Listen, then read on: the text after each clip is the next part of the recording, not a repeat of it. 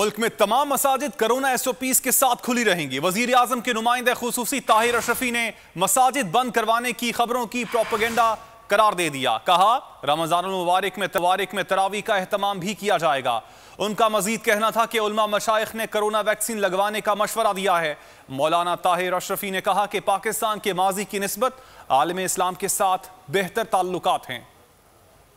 Propaganda किया जा रहा है, मसाजिद हुकूमत बंद करने जा रही है। हुकूमत मसाजिद बंद करने नहीं जा रही। वजीर आजम पाकिस्तान ने उस वक्त भी ये कहा कि हम किस तरह मस्जिदों को बंद कर दे, अल्लाह अकबर की सदा बुलंद होती है। हुकूमत बंद करने नहीं जा रही मसाजिद को। इंशाअल्लाह SOPs पे चलते हुए मसाजिद खुली रहेंगी। और मैं ये आपसे अर्ज करना चाहता हूँ, तरावी भी होंगी, नमाज भी होगी, लेकिन एहतियाती तदाबीर के साथ होगी। कोरोना वैक्सीन जो है वो तो जरूरत है और शरीयत हुक्म देती है कि खुद भी बचो और दूसरों को भी बचाओ। जो लोग इस तरह की बातें कर रहे हैं, ऐसे लोगों के खिलाफ तो कानून भी इंशाअल्लाह हरकत में आएगा, लेकिन ये जहालत पर मबनी है कि आप कोरोना वैक्सीन ना लगवाएं। मुल्क में तमाम मसाजिद कोरोना SOPs के साथ खुली रहेंगी। वजीर आजम के नुमाइंदे खुसूसी ताहिर अशरफी ने मसाजिद बंद करवाने की खबरों की प्रोपेगेंडा करार दे दिया। कहा रमजानुल मुबारक में तरावी का एहतमाम भी किया जाएगा। उनका मजीद कहना था कि उलमा मशाइख ने कोरोना वैक्सीन लगवाने का मशवरा दिया है। मौलाना ताहिर अशरफी ने कहा कि पाकिस्तान के माजी की निस्बत आलम इस्लाम के साथ बेहतर ताल्लुकात हैं।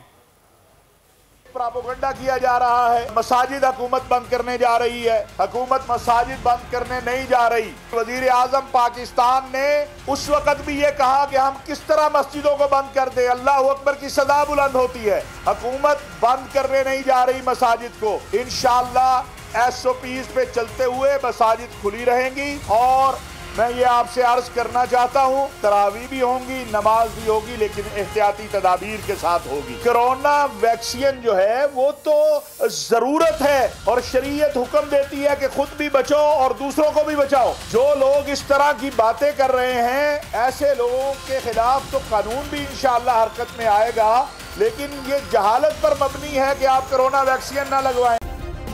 सब्सक्राइब करें और बेल दबाएं ताकि कोई खबर रह न जाए।